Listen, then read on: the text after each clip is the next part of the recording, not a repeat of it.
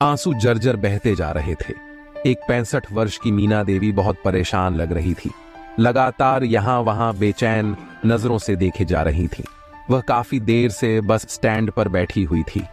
Bus stand पर किताबों की एक छोटी सी दुकान चलाने वाला एक 30 वर्षीय राम उन्हें कब से देख रहा था। उसे मालूम था कि इस बूढ़ी औरत को बैठे बैठे कई घंटे हो चुके हैं, लेकिन ना तो उसे कोई लेने आया था और ना ही किसी अन्य व्यक्ति का ध्यान उनकी ओर गया था। राम ने जब सुबह दुकान खोली थी तब उसने उस बूढ़ी औरत को वहां बैठे देखा था और अब दोपहर का समय हो चुका था, लेकिन वह बूढ़ी औरत अभी तक वहीं बैठी थी, जिसकी सुनी आंखें यहां वहां देखी जा रही थीं, मानो किसी का इंतजार कर रही हो। उस बुजुर्ग महिला को ऐसी अवस्था में देखकर राम को उस पर तरस आ गया। वह उनके पास गया और कहने लगा, माँ जी, आपको कहां जाना है? आप किसका इंतजार कर रहे हैं? क्या कोई आपको लेने आएगा? राम के सवाल पर मीना देवी बोली, बेटा, सुबह मैं यहां पर अपने बेटे और बहू के साथ आई थी। दरअसल उन लोगों को भूख लगी थी, इसलिए पास की दुकान से खाने के लिए कुछ लेने गए थे, पर पता नहीं क्यों उन्हें इतना समय लग गया। क्या तुम पास की दुकान से जाकर पता कर सकते हो कि वह लोग अब तक आए क्यों नहीं? उनकी बात सुनकर राम ने कहा, लेकिन आपको जहां जाना है वह बस तो सुबह सुबह निकल जाती है। यह सुनकर मीना देवी बोली, नहीं बेटा, तुम्हें कोई गलत फहमी हुई है। मेरा बेटा मुझे अपने साथ ही लेकर जा रहा है। वह यही पास में ही गया है। पता नहीं कैसे इतना समय लग गया, शायद आता ही होगा। राम बोला, ठीक है माँ जी, जब आपका बेटा आ जाए तो साथ चले जाना, लेकिन आपको भूख लगी होगी तो क्या मैं आपके लिए खाने को कुछ ले आऊं? राम ने पूछा तो मीना देवी मुस्कुराते हुए बोली, नहीं बेटा, मुझे खाने को कुछ नहीं चाहिए, बस मुझ पर एक उपकार कर दो। अगर हो सके तो मेरे बेटे को बुला दो, उसका नाम वरुण है। तब राम ने कहा, ठीक है मां जी, मैं जाकर देखता हूं। ऐसा कहकर राम ने आसपास की सभी दुकानों पर जाकर देखा, लेकिन वरुण नाम का कोई व्यक्ति उसे नहीं मिला। सभी जगह देखकर राम ने वापस लौटकर मीना देवी से कहा, मां जी, मैं सब जगह देखकर आया हूं, लेकिन आपके बेटे और बहू का कुछ पता नहीं है। राम, जो पिछले 5 वर्षों से बस स्टैंड पर किताबों की दुकान चला रहा था, उसे समझने में बिल्कुल भी देर न लगी कि आज फिर एक स्नेही माँ का बेटा और बहू उसे धोखे से बस स्टैंड पर अकेले छोड़कर चले गए हैं। आज के समय में अक्सर औलाद अपने बूढ़े माँ बाप को अकेला छोड़ देते हैं।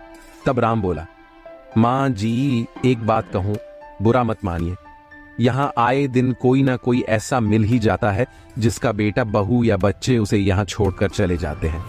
इस बात पर मीना देवी नाराज होते हुए बोली, नहीं बेटा, जब तुम मेरे बेटे को जानते ही नहीं हो तो फिर उसके बारे में ऐसी बात कैसे कह सकते हो कि वह मुझे धोखे से यहाँ छोड़कर चला गया है? तुमने ठीक से देखा ही नहीं होगा। फिर राम कहता है, नहीं माँ जी, मैं सब जगह अच्छे से देखकर आया हूं। राम ने कहा तो मीना देवी और भी ज्यादा परेशान हो गई। फिर खुद को समझाते हुए बोली, कोई बात नहीं, हो सकता है कि कुछ और काम आ गया हो, थोड़ी देर बाद वह जरूर वापस आएगा। इसके बाद राम भी अपने काम में व्यस्त हो गया। धीरे धीरे शाम ढलने लगी। जब राम अपने घर जाने लगा तो अंधेरा हो चुका था। शाम के समय सर्दी पड़ने लगी थी। बेचारी बूढ़ी मीना देवी अपनी साड़ी के पल्लू से खुद को ढकने की कोशिश कर रही थी और ठंड से कांपती जा रही थी। राम एक भला व्यक्ति था। उसने मीना देवी के पास जाकर पूछा, माँ जी, आप रहती कहाँ हैं? आपका नाम क्या है और आपका बेटा कहाँ रहता है? क्या आपको मालूम है? तब मीना देवी ने उसे अपना नाम बताते हुए कहा कि मेरा बेटा कहाँ रहता है मुझे नहीं पता है। बस कुछ दिन पहले ही मुझे गांव से इस शहर में अपने पास लेकर आया था। यहाँ मैं अपने इकलौते बेटे, बहू और 14 साल के पोते के साथ रहती थी। फिर बेटे ने मुझे बताया कि अब उसका तो दूसरे शहर में बदला हो गया, तो मैं उनके साथ वहीं जा रही थी। अब तो इंतजार करते करते रात होने को आई, लेकिन कोई नहीं आया। तभी राम ने कहा, माँ जी, यदि आप चाहे तो आप मेरे साथ मेरे घर पर चल सकती हैं। मेरे परिवार में मेरी पत्नी और 2 बच्चे हैं। यदि आप चाहे तो आप रात वहीं काट लीजिए, सुबह यहाँ वापस आ जाना। इस पर मीना देवी बोली, नहीं बेटा, यदि मैं यहाँ से चली गई और मेरा वरुण यहाँ आ गया तो वह मुझे ढूंढने लगेगा और मैं ना मिली तो वह कितना परेशान हो जाएगा। तुम जाओ बेटा, मैं यही ठीक हूँ। तभी राम ने अपनी दुकान में रखी चटाई निकाली और अपने बैग में से एक शॉल निकाला और मीना देवी को उड़ाते हुए बोला, अब आपने मुझे बेटा कहा है तो आप यहाँ आराम से बैठिए, रात को सर्दी पड़ने लगेगी तो आप कहीं बीमार ना हो जाए। तब मीना देवी शॉल ओढ़कर वहीं बैठ गई और राम को दुआएं देने लगी। जाने से पहले राम ने पास की दुकान से कुछ खाने का सामान खरीदा और उन्हें देकर अपने घर चला गया। घर जाकर राम ने अपनी पत्नी को आज की घटना के बारे में बताया।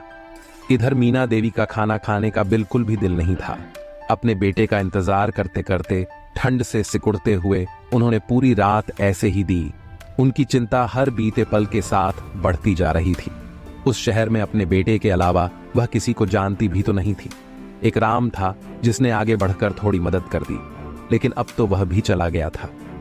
पूरी रात ठंड में उन्होंने ऐसे ही रात गुजार दी। अगली सुबह जब राम वापस अपने काम पर आया तो उसने देखा कि मीना देवी अभी भी वहीं बैठी हुई थी। राम ने आते ही सबसे पहले मीना देवी के पास गया और उनसे कहने लगा, माँ जी, आपका बेटा अभी तक नहीं आया क्या? नहीं बेटा, न जाने कहां चला गया है। रोते रोते बूढ़ी मीना देवी बोली, बेटा मुझे पानी पिला दे। तब राम ने उन्हें पानी पिलाया और कहने लगा, माँ जी, मुझे तो कल ही इस बात का शक हो चुका था, लेकिन आप तो मान ही नहीं रही थी। आपको अपने बेटे पर आपको पूरा विश्वास था, लेकिन वह आपको छोड़कर हमेशा के लिए चला गया है। अब वह कभी वापस लेने नहीं आएगा। यह सुनकर बूढ़ी मीना देवी बेचैनी से अपने बेटे को फोन लगाया, लेकिन फोन बंद था। कल से उसका फोन भी बंद पड़ा है। तब वह राम से कहती है कि बेटा समझ नहीं आता क्या करूं। कहते हुए मीना देवी की आंखों से आंसू निकलने लगे। उनकी हालत देखकर राम को उन पर बहुत तरस आ रहा था। किसी तरह उन्हें हौसला देकर राम अपनी दुकान खोलने लगा और मन ही मन सोच रहा था कि अब शायद मां जी अपने घर वापस लौट जाएंगी। लेकिन बूढ़ी मीना देवी वहीं बेंच पर बैठी बैठी आंसू बहाती रही। कुछ समय के बाद अचानक मीना देवी बेंच से नीचे गिर गई। राम ये देखकर दौड़ा दौड़ा आया और उनके चेहरे पर पानी की छींटे मारे। थोड़ी देर में उन्हें होश आ गया। राम थोड़ा घबरा गया था। उसने उन्हें तुरंत उठाया और बेंच पर लेट दिया। होश आने पर राम ने पूछा, मां जी, आप बेहोश कैसे हो गई थी? तो मीना देवी फिर से रोने लगी और बोली, दरअसल बेटा कल से कुछ खाया नहीं था, इसलिए शायद कमजोरी के कारण बेहोशी आ गई। यह सुनकर राम हैरान रह गया और बोला, जी, लेकिन मैंने तो आपको खाना दिया था, फिर आपने खाया क्यों नहीं? फिर मीना देवी आंसू बहाते हुए बोली, हाँ बेटा, लेकिन मेरा खाने का बिल्कुल भी मन नहीं था। अब तू ही बता, जिस माँ का बेटा उसे अकेला छोड़कर चला जाए, उसे क्या भूख लगेगी? यह बात सुनकर राम जल्दी से पास वाली दुकान में गया और उनके लिए खाना लेकर आया और बोला, माँ जी, पहले आप खाना खा लीजिए, फिर कुछ बात करेंगे। उनके खाना खाने के बाद राम ने पूछा, माँ जी, जब आपको पता ही है कि अब आपका बेटा वापस नहीं आएगा, तो आप अपने घर वापस क्यों नहीं चली जाती? फिर मीना देवी बोली, बेटा, मैं जाऊं तो कहां जाऊं बेटा, मैं तो गांव में रहती थी, इतने बड़े घर में अकेली रहती थी, इसलिए बेटे बहू ने कहा कि माँ अब तुम हमारे साथ ही रहोगी, इसलिए उनके कहने पर घर मकान मैंने सब कुछ बेच दिया। इस उम्र में मुझे क्या करना था? यह सब रुपया पैसा वरुण को ही दे दिया। सोचा था अब जिंदगी के आखिरी पड़ाव पर हूं तो बेटे बहू के सहारे ही तो रहूंगी, पर मुझे क्या मालूम था। ऐसा कहते कहते बूढ़ी मीना देवी की आंखों में फिर से आंसू आ गए। यह सुनकर राम को बहुत दुख हुआ, लेकिन वह करता भी तो क्या। वह स्वयं एक छोटी सी दुकान चलाकर जैसे तैसे अपने परिवार का भरण पोषण कर रहा था। उसने उन्हें शांत करवाया और फिर से अपनी दुकान संभालने लगा। कुछ देर के बाद मीना देवी वहां से उठकर कहीं चली गई। रात को घर लौटते समय राम ने देखा कि बाहर फुटपाथ वाली जगह पर एक बूढ़ी औरत बैठी हुई थी जो ठंड से कांप रही थी। उसी समय वहां कुछ कुत्ते जाकर जोर जोर से भौंकने लगे तो वह बूढ़ी औरत अचानक से डर कर वहां से उठ गई। राम ने देखा कि वह बूढ़ी औरत तो मीना देवी ही थी। यह सब देखकर उससे रुका न गया। उसने उन कुत्तों को वहां से भगाया और मीना देवी को एक तरफ बैठाकर उसने अपनी पत्नी को फोन लगाया और सारा वृतांत बताते हुए उसने अपनी पत्नी से पूछा, सीमा, पैसों के अभाव में मैं अपनी मां का ढंग से इलाज नहीं करवा पाया था, जिसका मुझे आज तक दुख है, लेकिन यदि आज इन मां जी को कुछ हो गया तो मैं अपने आप को कभी माफ नहीं कर पाऊंगा। इसलिए मैं चाहता हूं कि मैं मां जी को अपने साथ घर पर ले आऊं। राम की पत्नी सीता काफी संस्कारी और समझदार थी। उसने अपने पति से कहा, कोई बात नहीं, ज्यादा कुछ नहीं तो कम से कम 2 वक्त की रोटी और छत तो हम उन्हें दे ही सकते हैं। यदि आपको सही लगता है तो आप उन्हें ले आओ, जितना बन पड़ेगा हम उनकी मदद करेंगे। यह बात सुनकर राम बहुत खुश हुआ और मीना देवी को लेकर अपने घर पहुंचा। उसका घर बहुत छोटा था, जहां उसकी पत्नी और 2 बच्चे उसके साथ रहते थे। उसके घर पहुंचकर मीना देवी बोली, बेटा, मेरे कारण तुम लोगों को भी परेशानी होगी। ईश्वर ने मेरे नसीब में जो लिखा है वह तो होकर रहेगा, लेकिन मेरे कारण तुम परेशानी मत उठाओ। इस पर राम ने कहा कि नहीं माँ जी, हमें बहुत खुशी होगी यदि आप यहां हमारे साथ रहेंगी तभी।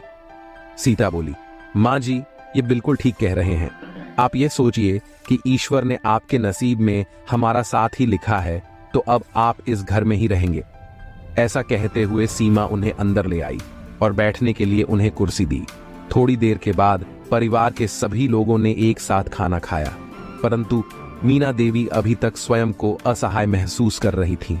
यह देखकर राम कहने लगा, माँ जी, मैं जानता हूं कि हमारे घर में जगह थोड़ी कम है, लेकिन दिल में आपके लिए बहुत सारी जगह है। हमारे बच्चों को आप अपने ही पोता पोती समझे। अब से आप इस घर की सदस्य हैं। यदि आपको कोई परेशानी होती है तो हमें बताइए। यह सुनकर बूढ़ी मीना देवी ने भरी आंखों से उनके सिर पर हाथ रखते हुए कहा, सदा खुश रहो। तुम दोनों उम्र के जिस पड़ाव पर मेरे अपने बेटे बहू ने मुझे ठुकरा दिया, उस मुश्किल घड़ी में तुम लोगों ने मेरा साथ दिया है। अगली सुबह जब राम नहा धोकर अपनी दुकान पर चला गया और बच्चे स्कूल चले गए, तब घर पर केवल मीना जी और सीता थीं। मीना जी ने देखा कि सीता घर संभालने के साथ साथ कपड़े सिलने का भी काम करती है। तभी मीना देवी बोली, अरे सीता बहू, कपड़े तो मैं भी बहुत अच्छे से सी लेती हूँ, लाओ मैं तेरे काम में थोड़ा मदद करवा देती हूँ। ऐसा कहते हुए मीना देवी सीता के साथ उसके काम में हाथ बटा लगी। काम करते करते सीता ने बूढ़ी मीना देवी से उनके परिवार के बारे में पूछा, तो उन्होंने अपनी बेटे और बहू की करतूत सीता को बता दी, जिसे सुनकर सीता हैरान रह गई और बोली, माँ जी, वे दोनों अभी आपका दुख नहीं समझ पाएंगे। उन्हें इस दुख का एहसास तब होगा जब उनका अपना बेटा उनके साथ ऐसा करेगा। देखते ही देखते धीरे धीरे मीजी उनके परिवार में घुल मिल गई। वह अब परिवार के सदस्य की तरह ही हर काम में भाग लेती थी। अब मीना देवी के आने के कारण सीता का सिलाई का काम और भी अच्छा चलने लगा था, क्योंकि मीना देवी सिलाई के काम में माहिर थी, जिस कारण लोगों को उनका काम बहुत पसंद आने लगा। घर पर रहकर मीना जी बच्चों को भी संभाल लेती थी और बाजार से सब्जियां लाने जैसी छोटी मोटी जिम्मेदारियां भी अच्छे से संभाल लेती थीं। सीता और राम कहते कि हमारे घर में किसी बुजुर्ग की कमी बहुत खल रही थी, जो कि मीना जी के आने से अब पूरी हो चुकी थी। जिस तरह किसी पेड़ की जड़ ही उसका वजूद होती है, उसी प्रकार घर के बड़े बुजुर्ग भी एक परिवार के लिए उस जड़ के समान है, जो उस परिवार को संभाल कर रखते हैं। एक दिन जब बच्चे स्कूल चले गए और राम भी नाश्ता करके अपने काम पर चला गया, तो सीता घर के कामों में लगी थी। तभी मीना जी ने कहा, बहू, मैं सब्जियां लेकर आती हूँ, मुझे थैला दे दो। ऐसा कहकर मीना जी सब्जियां खरीदने के लिए चली गई। जब वह सब्जियां खरीद कर लौट रही थी, तो उन्होंने देखा कि एक अपाहिज लड़का लॉटरी की टिकट बेच रहा था, जिसकी हर एक टिकट 0-0 की थी और लॉटरी की रकम 5 करोड़ रुपए की थी। बूढ़ी मीना को देखते ही वह लड़का उनके पास आया और उन्हें टिकट खरीदने के लिए प्रार्थना करने लगा और बोला, माँ जी, एक टिकट खरीद लीजिए, क्या पता आपकी किस्मत अच्छी निकले। अगर आप टिकट खरीदेंगे तो इस गरीब का भी कुछ भला हो जाएगा। यह बात सुनकर मीना जी को उस पर तरस आ गया और उन्होंने उस लड़के से एक टिकट खरीद ली और घर को लौट आई। घर पहुंचकर उन्होंने सीता को सब्जियां पकड़ा दी और बाकी के सभी कामकाज से फ्री होकर मीना और सीता सिलाई का काम करने लगी। काम करते करते मीना ने अपने साड़ी के पल्लू में से लॉटरी का टिकट निकालकर सीता को पकड़ा हुए कहने लगी, सीता बहू, ये लॉटरी का टिकट है। दरअसल बाजार गई थी तो एक पैर से अपाहिज लड़का मुझे लॉटरी खरीदने के लिए मिन्नतें करने लगा। शायद उसे पैसों की बहुत जरूरत थी, इसीलिए उसकी मदद करने के लिए मैंने टिकट खरीद लिया। क्या पता हमारा नसीब भी खुल जाए। तब सीता बोली, अरे माँ जी, मैंने आज तक किसी की लॉटरी लगते देखा नहीं है। आपने उसकी मदद करने के लिए इसे खरीदा है तो मैं रख लेती हूँ। यह कहकर सीता वह टिकट अपने पर्स में रख देती है। महीने के अंत में उस टिकट के विजेता की घोषणा होने वाली थी। जिस समय उस उड़के ने मीना जी को टिकट दिया था तो बताया था कि महीने की आखिरी तारीख को अखबार में लॉटरी के विजेता की घोषणा की जाएगी, इसलिए अपनी टिकट को संभाल कर रखना। जिस दिन लॉटरी के विजेता की घोषणा होनी थी उससे एक दिन पहले मीना देवी सीता से लॉटरी की टिकट मांगने लगी और बोली, सीता बहू, कल सुबह अखबार में लॉटरी के विजेता की घोषणा की जाएगी। इस बारे में मीना जी ने राम को कुछ नहीं बताया था, ये सोचकर कि यदि लॉटरी लग जाएगी तो बता देंगे, नहीं तो सोच लेंगे कि इतने पैसे कहीं खो गए, क्योंकि यदि उसने उम्मीद लगा ली तो उसे भी दुख होगा। इस बात के लिए सीता भी मान गई। अब लॉटरी के विजेता की घोषणा की जानी थी तो सीताराम के जाने के बाद जल्दी से जाकर अखबार खरीद कर ले आई। लॉटरी के 3 विजेता घोषित होने थे। पहले विजेता को 5 करोड़ रुपए, दूसरे विजेता को 1 करोड़ रुपए और तीसरे विजेता को लाख रुपए का इनाम मिलना था। मीना जी और सीता दोनों ही भगवान का नाम लेकर अखबार खोलने लगी, इस आस में कि शायद उनकी लॉटरी लग जाए। सबसे पहले तीसरे विजेता का नंबर लिखा गया था। सीता ने देखा कि तीसरे विजेता के नंबर से उनका नंबर नहीं मिलता था। उसके बाद दूसरे विजेता का नंबर लिखा था, लेकिन उससे भी मीना जी का टिकट नंबर नहीं मिलता था। सबसे अंत में पहला विजेता का नंबर लिखा हुआ था।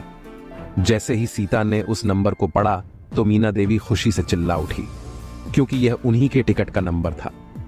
यह देखकर सीता की भी खुशी का ठिकाना नहीं रहा।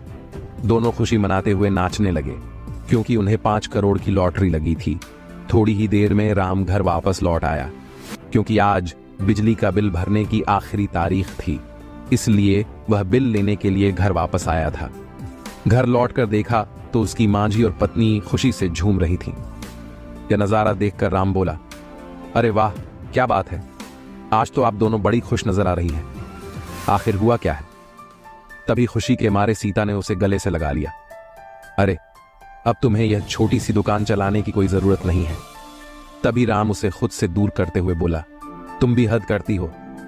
तभी मीना देवी मुस्कुराते हुए बोली, अरे बेटा, जो खबर हम तुझे देने वाले हैं वह खबर सुनकर तो तेरा भी कुछ ऐसा ही हाल होगा। अच्छा, आखिर ऐसा भी क्या हो गया है, अब बता भी दीजिए। तब मीना देवी ने राम को लॉटरी का टिकट दिखाया और अखबार में पहला विजेता का नंबर दिखाया। यह सब देखकर राम को अपनी आंखों को विश्वास नहीं हुआ और कहने लगा, क्या सच में आपकी लॉटरी लगी है? इस पर मीना देवी खुश होते हुए बोली, हाँ बेटा, अब तो बस खुशियां ही खुशियां होगी। 2 दिन बाद हमें अखबार में दिए गए इस पते पर जाना है, जहां हमें इनाम की राशि दी जाएगी। ठीक 2 दिन बाद मीना जी को लॉटरी के इनाम की राशि मिल गई। इतनी बड़ी राशि देखकर मीना जी, राम और उसकी पत्नी सीता की आंखें आंसुओं से भर आई। कुछ समय बाद उन लोगों ने अपने रहने के लिए एक अच्छी सी सोसाइटी में आलीशान फ्लैट खरीद लिया। सीता और मीना जी, जो अभी तक एक छोटे से कमरे में ही सिलाई का काम किया करते थे, लॉटरी के कुछ पैसों से उन्होंने एक बड़ी दुकान खोली, जहां वह एक से एक लेटेस्ट डिजाइन के कपड़े तैयार करने में लग गए। कुछ ही दिनों में उनके काम की ख्याति पूरे शहर में फैलने लगी। अब उन्होंने अपनी मदद के लिए कुछ नौकर भी लगा लिए। देखते ही देखते उनकी दुकान का व्यवसाय दिन दोगुनी रात चौगुनी तरक्की करने लगा। जिस शहर में मीना जी रहती थी, इसी शहर में ही मीना जी की बहू का मायका भी था। जब मीना जी की समधन को यह पता चला कि मीना जी अब करोड़ों की मालकिन बन चुकी है और उन्होंने अपना अच्छा खासा व्यवसाय खड़ा कर लिया है, तो यह जानकर उनके हैरानी का ठिकाना न रहा। उन्होंने तुरंत अपनी बेटी यानी कि मीना जी की बहू सोनिया को फोन किया। जैसे ही सोनिया ने फोन उठाया, अपने कानों पर विश्वास नहीं हो रहा। अपनी माँ की बात सुनकर सोनिया बोली, अरे माँ, क्या हुआ? आपने कोई अजूबा देख लिया क्या? ऐसा ही कुछ समझो।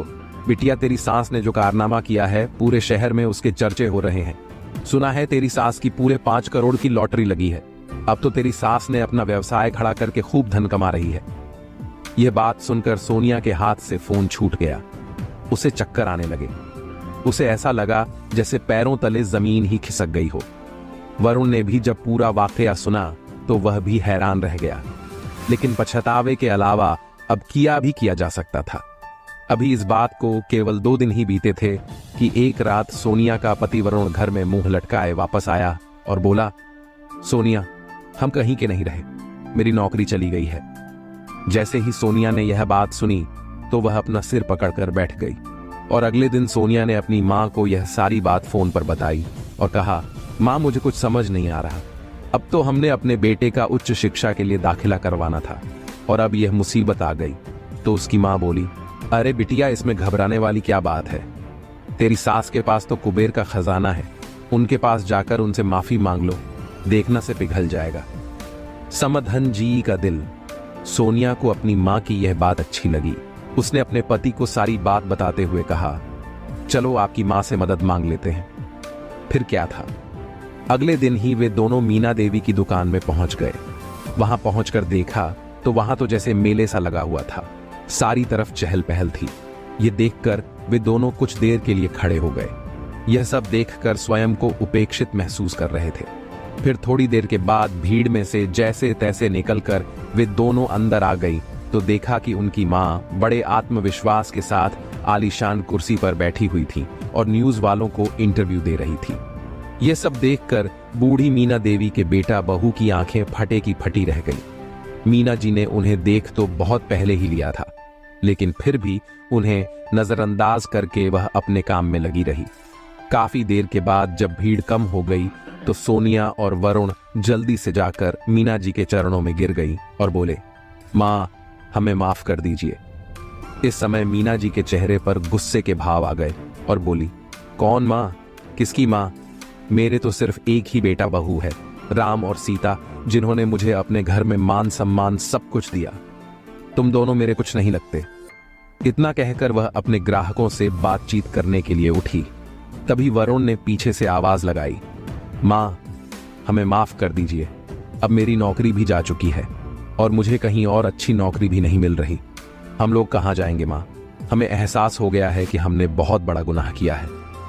ये सुनकर मीना जी ने उन्हें तिरछी निगाहों से देखा और कहा, बेटा इसे ही कहते हैं, ईश्वर का न्याय उसकी लाठी जब पड़ती है तो इंसान कहीं का नहीं रहता।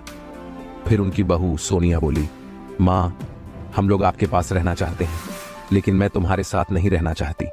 अपने वृद्धावस्था में मैं इज्जत के साथ रहना चाहती हूँ और वैसे भी एक बार तुम्हारे हाथों ठोकर खा चुकी हूँ। बार बार तुम पर विश्वास करने की गलती मैं नहीं कर सकती। तभी सोनिया बोली, लेकिन माँ जी आपकी जायदाद पर हमारा भी हक बनता है। तभी मीना देवी बोली, किस हक की बात कर रहे हो तुम दोनों?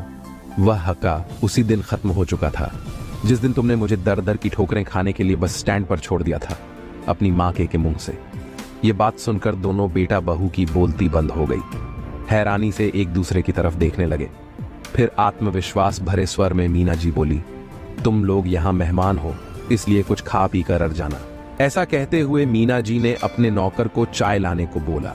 फिर उन्हें नजरअंदाज करके मीना